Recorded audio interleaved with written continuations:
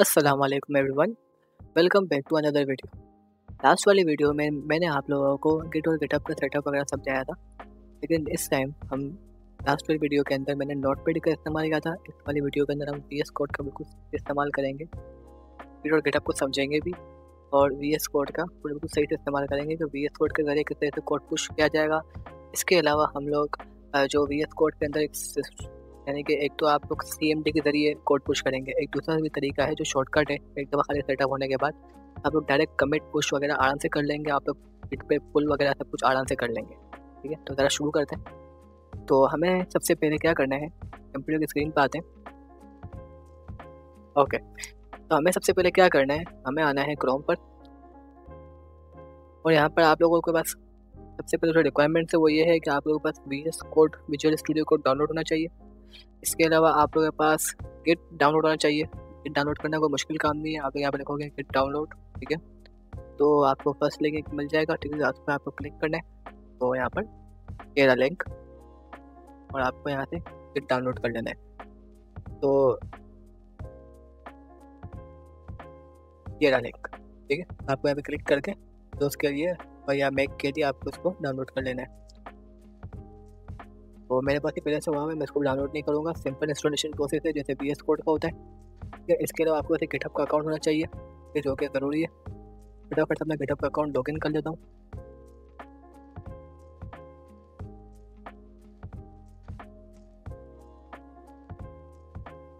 तो यहाँ पर आप देख लो कि भाई मेरा जो गिटहब है तो वो अकाउंट खुल गया। ठीक है, ये मेरी कुछ रिपोजिटरीज है। तो ज़रा एक दफ़ा चीज़ों को समझ लेते हैं हमें करना क्या है। ठीक है, तो मैं ज़रा ड्राइंग के ऊपर आता हूँ।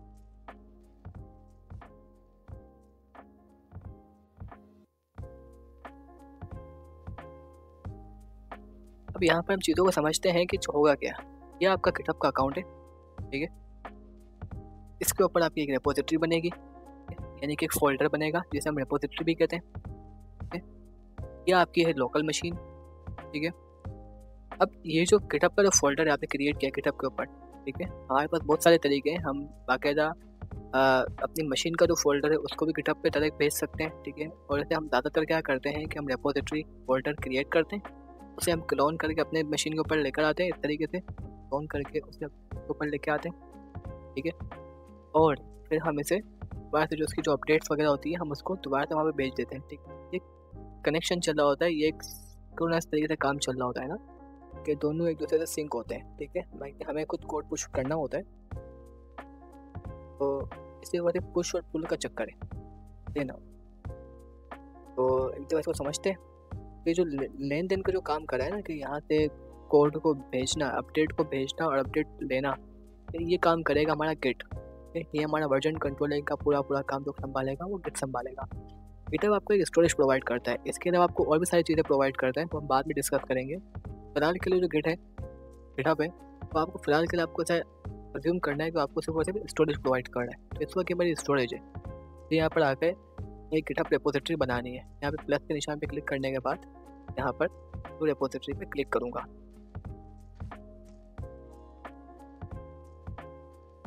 न्यू रिपोजिटरी पे क्लिक करने के बाद मुझे यहाँ पे एक न्यू रिपोजिटरी का नाम रखना है। वैसे फ़िलहाल नाम रख दूँगा गिट एंड,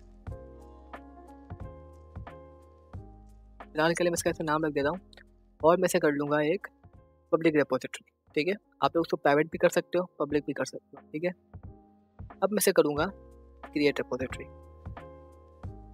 तब होगा क्या कि मैंने जब पब्लिक रिपोजिटरी बनाई तो पब्लिक रिपोजिटरी क्योंकि कोई भी क्लोन कर सकता है, तो हम भी इसको क्लोन करेंगे, अपने PC के अंदर लेकर आएंगे। ठीक है, ये फिलहाल एक फोल्डर बन गया, आप देख रहे हैं फोल्डर बन गया है, काफ़ी में 1.01 और गिट एंड गिटहब नाम का एक फोल्डर बन गया है। अब होगा क्या कि आपका जो फोल्डर है ना इसे हमें लेकर आने, अब ये पब्लिक फोल्डर है इसको कोई भी क्लोन कर सकते हैं। प्राइवेट फोल्डर में ऐसा होगा कि क्लोन करने से पहले आपसे डायरेक्ट वेरिफिकेशन मांगी जाएगी गिट के जरिए। ठीक है, क्योंकि आप जाहिर सी बात है किसी का प्राइवेट फोल्डर है, प्राइवेट रिपोजिटरी को डालेगा एडिट या आप अपने पास कोड नहीं मंगवा सकते हो उसका। ठीक है, यही मसला यानी प्रॉब्लम तो नहीं है, ऑथेंटिकेशन है। यही ऑथेंटिकेशन हमारी आएगी जब हम गिट पे कोड पुश करोगे, चाहे वो भले पब्लिक रिपोजिटरी, आप उसमें कोड पुश नहीं कर सकते जब तक आप उस जो रिपोजिटरी है उसका आप ऑनर ना हो। ठीक है, आप वेरीफाई ना हो। तो सर हम यहाँ पर आएंगे और यहाँ पर इसको क्लोन करने का तरीका सिंपल है, आपको इसको कॉपी करना है। ठीक है, ये कॉपी करने के बाद आपको यहाँ पर आना है और आपको लिखना है CMD, ठीक है। और आपने कमांड प्रॉम्प्ट में जाने के बाद आपने यहाँ पे लिखना है CD। या अपनी कोई भी अपनी लोकेशन है जहाँ पे आपको इसको इंपोर्ट करना है। तो मैं इसको वन ड्राइव के अंदर और डेस्कटॉप के अंदर से मैं इंपोर्ट करूँगा। मेरे पास डेस्कटॉप नहीं है, मैं CD/, ठीक है। और फिर मैं यहाँ पर लिखूँगा गिट, क्योंकि मेरे पास गिट पहले से डाउनलोड है। गिट क्लोन करूँगा, Ctrl+V, मैंने कॉपी किया था। ये इस कमांड से आपकी जो रेपोजिटरी है वो इंपोर्ट हो जाएगी, ठीक है। यहाँ पर एक छोटी सी वार्निंग देगा कि हाँ भाई ये एक एम्प्टी रेपोजिटरी है। उसके बाद आपको क्या करना है, आपने लिखना है CD git and GitHub, ठीक है। और आपने इस फोल्डर को ओपन कर लेना है code लिख के, ठीक है। ये जो मैं सेटअप कर रहा हूँ टर्मिनल का सेटअप है। आप लोग जाकर वहाँ पे फोल्डर बना सकते हैं, वहाँ पे टर्मिनल ओपन करके, यानी कि फाइल मैनेजर के अंदर, वहाँ से आप लोग ये सब काम कर सकते हो, ठीक है। आपको सारे तरीके समझाऊंगा। कोड लिखने से एक शॉर्टकट है कि जिस भी फोल्डर पे ऊपर डायरेक्टरी के ऊपर आप होगे वो डायरेक्टरी VS कोड में खुल जाएगी। अब मेरे पास ये मेरी डायरेक्टरी खुल गई है। अब मुझे क्या करना है, ट्रस्ट वगैरह दे दें, ठीक है।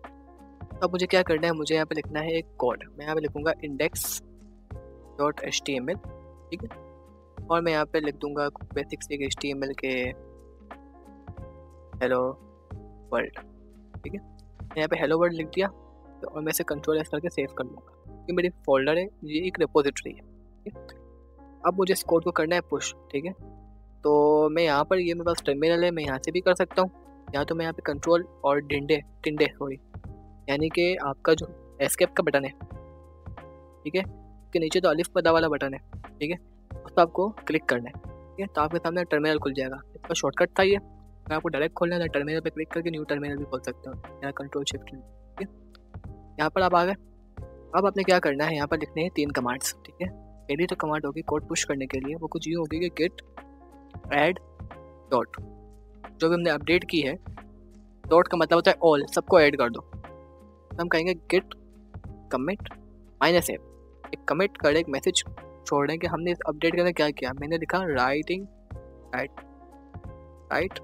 हेलो वर्ल्ड, ठीक है। मैंने एक हेलो वर्ल्ड लिखा है बस, ठीक है। तो मैं कर दूंगा एंटर।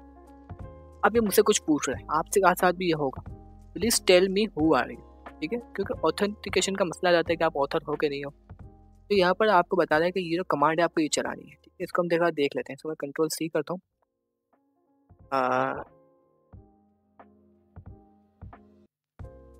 मैं Ctrl+C तो नहीं कर सकता, शायद Ctrl+Shift+C करूँगा। और मैं यहाँ पे आ गया हूँ नोटपैड पे। नोटपैड पे आने के बाद मुझे यहाँ पे सिंपल सा जो मैंने कॉपी किया है उसमें पेस्ट करना है। और ये कह रहा है कि आपका जो ईमेल है, यानी कि जो ईमेल, जिस ईमेल से मैंने अपना गिटहब बनाया है, ये वाला ईमेल, तो मैं अपना वाला ईमेल ऐड कर देता हूँ।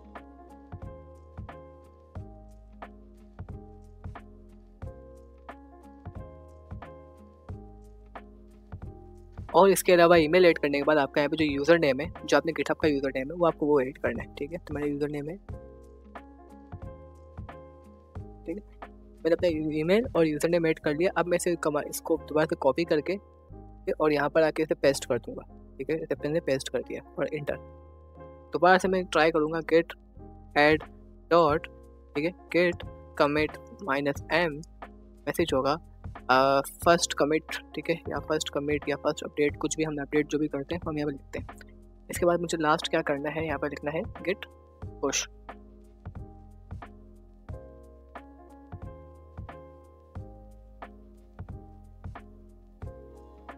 जैसे मैंने गिट पुश लिखा तो मुझे यहाँ पे एक छोटी विंडो पॉपअप हो गई है, ठीक है, जो कनेक्ट करेगी मेरे गिटहब को मेरे गिट से। मुझे यहाँ पे करना है sign in with your browser, ठीक है। अब ये हो सकता है आप लोगों के पास माइक्रोसॉफ्ट एज पे खुले, ठीक है। आप लोगों को पहले मेक श्योर करना है कि आपको जो डिफ़ॉल्ट ब्राउज़र है वो गूगल क्रोम या वो ब्राउज़र हो जिसके ऊपर आपने अपने पहले से ऑथेंटिकेशन की हुई है गिटहब की, वरना ज़्यादा कुछ नहीं होगा। आपको दोबारा से अपने क्रेडेंशियल सेट करने पड़ेंगे गिटहब वाले, मेल और पासवर्ड, ठीक है। तो थोड़ा सा टाइम लेगा और आई थिंक इसने डायरेक्ट कनेक्ट कर भी लिया है। तो यहाँ पर आप लोग आओगे तो यहाँ पर देख रहे हो कि जहाँ पे प्लीज़ कंप्लीट ऑथेंटिकेशन ब्राउज़र, ये हमारी ऑटोमेटिक हो गई क्योंकि मैं पहले से लॉगिन था अपने ब्राउज़र के अंदर, ठीक है। आपको थोड़ी बहुत कनेक्टिविटी समझनी चाहिए, ठीक है। अब जरा देखते हैं कि मेरा कोड वहाँ पहुँच गया कि नहीं पहुँचा। यहाँ पर आऊँगा और से करूँगा रिफ्रेश, ठीक है। मेरा जो कोड है वो यहाँ पे आ गया, ठीक है, मेरी फाइल जो थी वो आ गई है। अब आपको शॉर्टकट तरीका बताता हूँ, क्योंकि आपने ये सब काम कर लिया, मैनुअल तरीका यही है, ठीक है। इसका थोड़ा सा अच्छा तरीका ये है कि मैं आपको अपडेट करता हूँ कि हेलो हेलो हेलो अगेन, ठीक है, हेलो अगेन करता हूँ और मैं इसे एक काम करता हूँ, ये अपडेट हो गया। और कंट्रोल एस करता हूँ, कि जैसे कंट्रोल एस करूँगा तो मेरे पास एक एम बना हुआ आ गया कि हाँ भाई ये फाइल जो है वो मॉडिफाइड है, ठीक है। वैसे नॉर्मल फाइल्स में नहीं आता ये। मैं यहाँ पे आऊँगा, ये बटन है, इसको हम कहते हैं सोर्स कंट्रोल, ठीक है। यहाँ पे आपको जो आपने कमिट लिखते थे ना वो आपको यहाँ पे लिखना है। अभी आपने क्या किया, आपने लिखा भाई राइट हेलो अगेन, ठीक है, मैंने हेलो अगेन लिखा है, ठीक है। और मैं यहाँ पे इस पर क्लिक करूँगा कमिट के साथ, मैं यहाँ पे एरो पे क्लिक करूँगा और लिख दूँगा कमिट एंड पुश, ठीक है। ये मुझसे पूछ रहा है कि आप करना चाहते हो, मैं कहूँगा ऑलवेज, कि जब भी मैं यहाँ पे करना चाहूँ कमिट तो हो जाना चाहिए, ठीक है। तो यहाँ से कमिट हो जाएगा, सिंपल हो गया हमारे साथ, काम अच्छा हो गया हमारा। अच्छा, अब देखते हैं कि ये अपडेट आई कि नहीं आई, ठीक है। फर्स्ट कमिट आया था, अब देखते हैं कि हेलो अगेन वाला आ रहा है नहीं आया।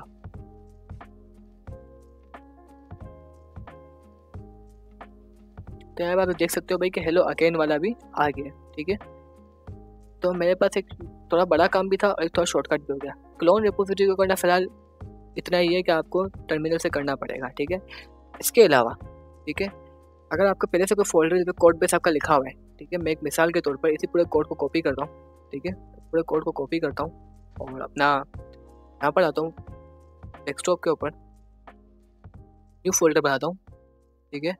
और मैं से कहता हूँ मैं सिर्फ गिटहब कह देता हूँ मैं से, ठीक है।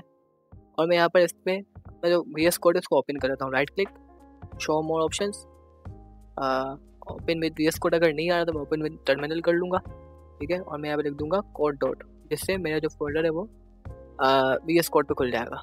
बस काम इतना ही था, ठीक है। अब मैंने जो पूरा कोड लिखा है, ठीक है, git index.html,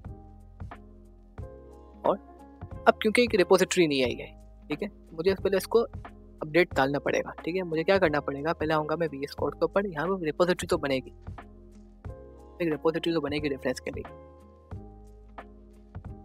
यहाँ पे लिखूंगा हेलो वर्ल्ड, लिखता हूँ रिपोजिटरी का नाम, टू क्रिएट रिपोजिटरी।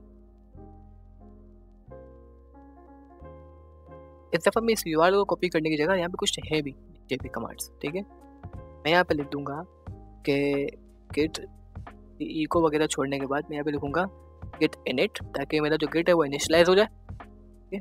यहाँ पे टर्मिनल खोलूँगा, कंट्रोल और एस्केप के नीचे वाला बटन टिल्डे कहते हैं या टिल्डे कहते हैं, ठीक है। गिट इनिट, ठीक है, गिट इनिट हो गया। फिर गिट एड, ठीक है। अगर आप फाइल का नाम रखना चाहो वो भी कर सकते हैं, मैं यहाँ पर डॉट लगाता हूँ, जिससे क्या होता है कि इसका मतलब होता है ऑल, जितने भी हैं सबके सब, ठीक है। इसके बाद हम करेंगे कमिट, ये गिट कमिट, ये ऑरिजिन, ठीक है, इसमें हमने ऑरिजिन दे दिया कि कहाँ जाना है इस कोड को, ठीक है। और हम इसे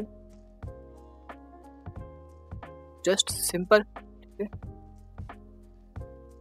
थोड़ी देर में हमारा जो कोड है वो पुश हो गया और VS कोड्स के हमारी डायरेक्टरी से हमारा गिट भी कनेक्ट हो गया, गिटहब भी कनेक्ट हो गया। अब हम जब भी कोई अपडेट वगैरह करेंगे हमारे पास पहुंच जाएगी। तो आज की वीडियो में फिलहाल इतना ही था। चलो नेक्स्ट क्लास में हम इसको गिटहब पेजेस वगैरह के बारे में पढ़ेंगे कि हम अपनी वेबसाइट को फ्री में होस्ट वगैरह किस तरीके से कर सकते हैं। डोमेन तो नहीं, लेकिन होस्टिंग जो मिल जाएगी ताकि आप लोग अपने प्रोजेक्ट्स को होस्ट करके रख सको, ठीक है।